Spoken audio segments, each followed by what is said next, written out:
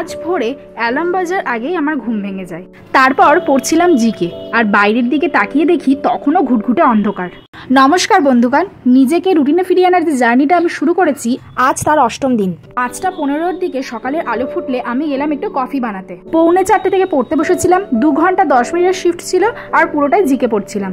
মাঝে কিছুক্ষণ ব্রেক ছিল, তারপরে শিফট ছিল ১.৫ ঘন্টার, যেখানে মেনসুরেশন প্র্যাকটিস করছিলাম। বাড়িতে ওয়াইফাই আছে, তাই আমি মক দিলে ল্যাপটপেই দিই, কিন্তু কেন জানি না সেদিন ল্যাপটপে টেক্সট বুক চলছিলই না। অগত্যা ফোনে ১ ঘন্টা মক দিয়ে আমি গেলাম জলখাবার খেতে।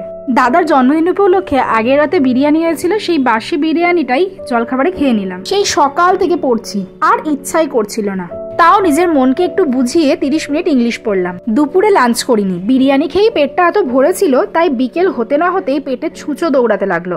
তাই কিছু খাবার খেয়ে নিয়েই বসে পড়লাম ম্যাথ নিয়ে। ১.৫ ঘন্টা শিফট ছিল, ৭:৩০ পর্যন্ত পড়লাম। আর আমার সাথে দেখা করতে একজন আসছিল।